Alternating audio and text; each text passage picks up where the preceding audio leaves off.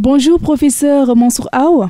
Bonjour madame. Vous êtes un historien. Alors Dakar célèbre ce vendredi 4 avril 2025 le 105e anniversaire de l'accession du Sénégal à la souveraineté internationale. Quel sentiment vous anime aujourd'hui en tant qu'historien? Moi je vais parler non seulement en tant qu'historien mais en tant que témoin de beaucoup de choses qui se sont passées depuis déjà 1958 jusqu'à l'indépendance en 1960, en tant que témoin direct. Il y a été parmi ceux qui avaient accueilli le général de Gaulle à la corniche ouest, à la hauteur de Soupeyoum, et qui scandait à l'époque indépendance tchatcha aux Maliens, et nous nous retrouvions aussi l'après-midi à Sandaga, tout autour, indépendance tchatcha aux Maliens, avec les militants du Parti africain de l'indépendance de l'époque. Et nous avons été témoins de l'organisation du référendum de 1958 que nous avons vécu dans notre chair, parce que justement, il y a eu beaucoup de menaces contre Dakar, contre le Sénégal, et parce que le général de Gaulle était convaincu que Dakar allait voter non pour le référendum qui devait installer la communauté franco-africaine. On a vu dans le ciel de Dakar sillonner les avions supersoniques, faire beaucoup de bruit, menacer les populations avec des mouvements très acrobatiques dans le ciel, ça faisait peur. Et comme il était question que la communauté Lébou ne soit pas d'accord pour voter le non, et c'était là où il fallait faire la démonstration de force. Et finalement, ce qui est arrivé en 1958, mais de 1958 à 1960, il y a été la marche victorieuse vers l'indépendance, encore qu'il faut remonter mais loin dans le temps. Et la marche pour l'indépendance du Sénégal, c'est déjà depuis les années 1918, à la sortie de la Première Guerre mondiale, où des anciens combattants, justement supérieurs sénégalais, l'ami Alphonse Senghor, et tant d'autres, revenus du front, ont pris conscience de la fragilité du système colonial et ont engagé le combat pour l'indépendance nationale, la défense de la race nègre, la race noire. Ils ont été relayés par la suite, dans les années 30, par les Gabriel Damboussier, par un ensemble d'intellectuels qui ont créé les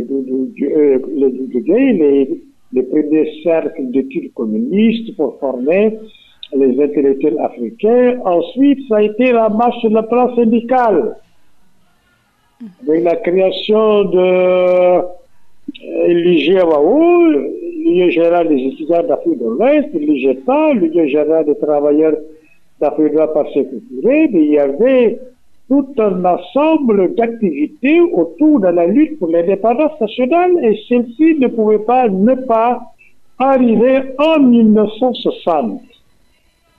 Parce qu'il y avait tellement de maturation, il y avait tellement de force anticoloniale, toute la jeunesse sénégalaise mobilisée, consciente, défendait le principe de l'indépendance nationale.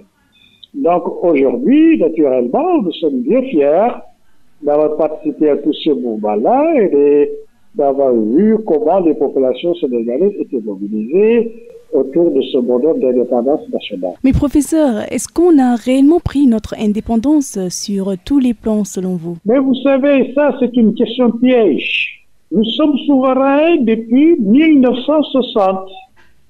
On est passé de l'autonomie interne en 1956 avec la loi cadre, la loi Gaston Defferre, qui faisait un transfert de certaines compétences gouvernementales au exécutif local.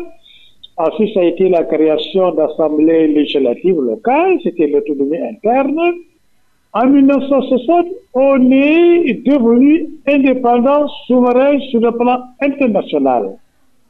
Maintenant, dans des conditions et des limites qui faisaient que le Sénégal avait encore les liés avec la France, et que nous, à l'époque, nous dénoncions le néocolonialisme. Mais le pays était encore souverain et indépendant. La souveraineté et l'indépendance, mais c'est quelque chose qu'il faut consolider dans le temps et dans l'espace. On ne peut pas dire que nous ne sommes pas indépendants. Nous sommes indépendants, nous sommes souverains, mais il faut asseoir toute notre indépendance et asseoir toutes nos souverainetés. Asseoir toutes nos souverainetés, asseoir toutes nos souverainetés politiques, économiques, diplomatiques, militaires. On a même ajouté une souveraineté pharmaceutique. Mais il faut convenir et savoir que cette indépendance-là, ces souverainetés-là, mais elles ne sont nulle part réelles. Vous voyez les États-Unis d'Amérique aujourd'hui, vous voyez le Canada, vous voyez l'Europe, courent encore, tous ces pays courent encore vers une souveraineté pleine et entière. C'est un combat qu'il faut mener. Il n'est jamais définitivement terminé, ce combat-là. Parce qu'on est dans un monde d'interdépendance, on est dans un monde où nous-mêmes, nous avons nos fragilités, nous avons des conditions qui sont très difficiles pour assurer au plan national et international cette souveraineté, mais n'empêche que nous sommes souverains. Il faut en être conscient et maintenant tout faire pour pouvoir arachever cette indépendance et cette souveraineté nationale. Très bien. Alors, comment trouvez-vous l'évolution du Sénégal de 1960 à nos jours avec les présidents qui se sont succédés, de Léopold Sédar Senghor, Abdou Diouf, Maître Abdoulaye Wade et Macky Sall à Bassirou Diomaye Diakhar Faye? Moi, maintenant, j'ai un très grand recul, un recul d'historien, un recul d'anthropologue et aussi de témoin. Nous avions attaqué, nous autres, la jeunesse avant 68 et post-68, on a beaucoup attaqué le président Senghor, mais il avait au combat. Et ce combat, il ne faut pas le lier, il était dans la dynamique, la problématique État-nation. Il y a une nation qu'il faut construire, qu'il fallait construire. Mais cette construction n'est pas encore tout à fait achevée. Les populations sont là, mais elles sont côte à côte. Qu'est-ce qu'elles partagent en commun comme idéologie, comme sentiment de vivre ensemble? Mais c'est une question fondamentale. On a quitté Senghor, mais il avait cette dynamique-là, cette problématique de l'État-nation.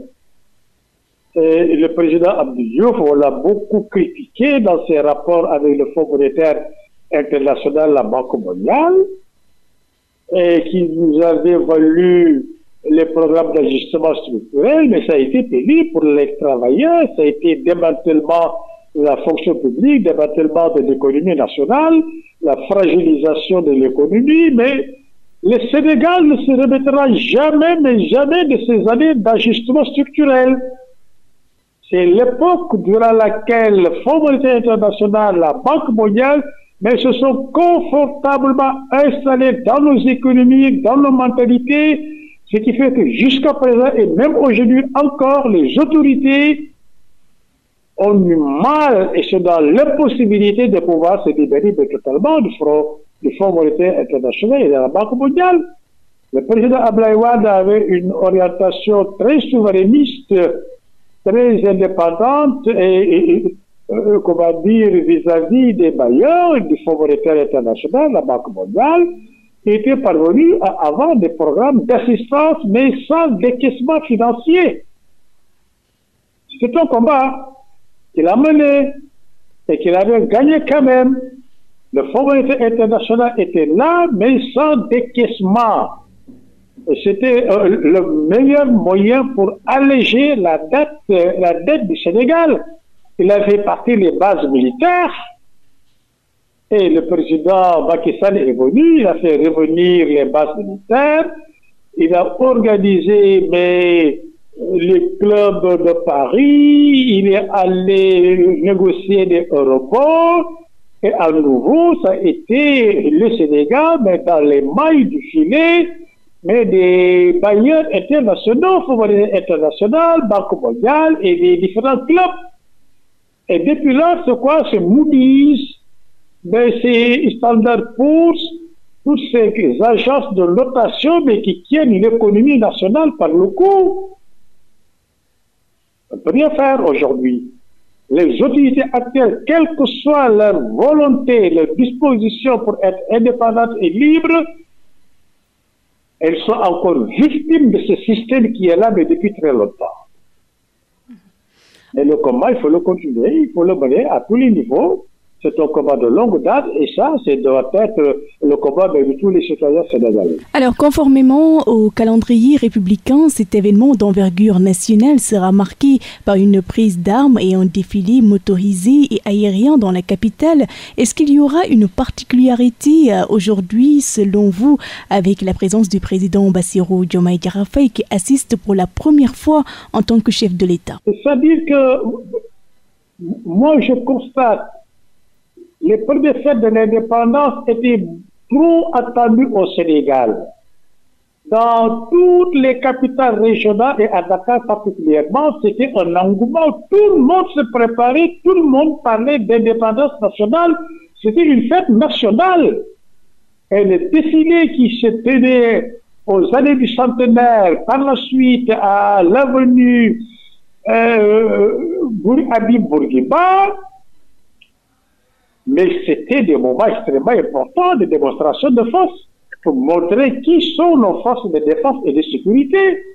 Et c'était un des éléments de confort au niveau des populations qui voyaient que le Sénégal est un pays fort, en mesure de se défendre avec des militaires qui prenaient confiance de leur rôle et de leur responsabilité par rapport à la défense de cette nation sénégalaise. Mais on ne peut pas comme ça faire voler toutes ces choses-là, et installer la fête de l'indépendance dans de petits quartiers comme ça, de lever des drapeaux. Non, ça doit être un moment solennel de mobilisation des populations, que les Sénégalais sachent qu'ils sont libres, qu'ils sont indépendants, mais que la lutte continue pour davantage de liberté, de souveraineté et d'indépendance. Ce que le président Macky Sall a pu réussir ces dernières années, mais c'est des démonstrations de force. On a vu la marine sénégalaise, qu'elle a été rééquipée, revalorisée, toutes les forces de défense au plan national, la gendarmerie nationale, même les polices, etc.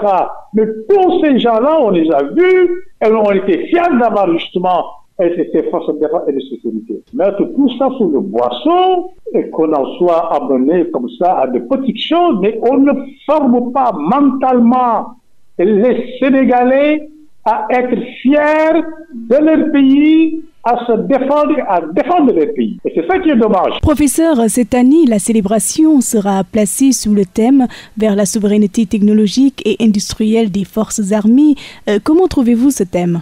Souveraineté technologique des forces armées, mais il y a une souveraineté technologique globale dans ce pays. Ça ne peut pas être segmenté comme ça pour les forces armées et les défenses. Encore que le président Macky Sall a fait beaucoup de choses dans ce domaine. Il a équipé les armées, toutes les armées. Il a mobilisé beaucoup d'argent et les forces de défense et de sécurité étaient en pleine confiance par rapport à tous ces investissements-là. Il ne faut pas qu'on vienne encore parler de ces choses-là. L'intelligence artificielle, elle est là. Tous les secteurs où ces technologies se sont développées et épanouies, mais il s'agit de renforcer au niveau national. Il ne faut pas recréer la roue de l'histoire. On ne peut pas se mettre là à vouloir recréer les choses par une nouvelle littérature, de nouveaux propos comme ça là. Il y a des acquis qui sont là, il faut les consolider et permettre au pays d'aller de l'avant. En tout cas, merci professeur Mansour Aou d'avoir accepté d'être notre invité de la matinale. Je rappelle que vous êtes un historien. Merci surtout pour votre disponibilité. Merci bien, madame.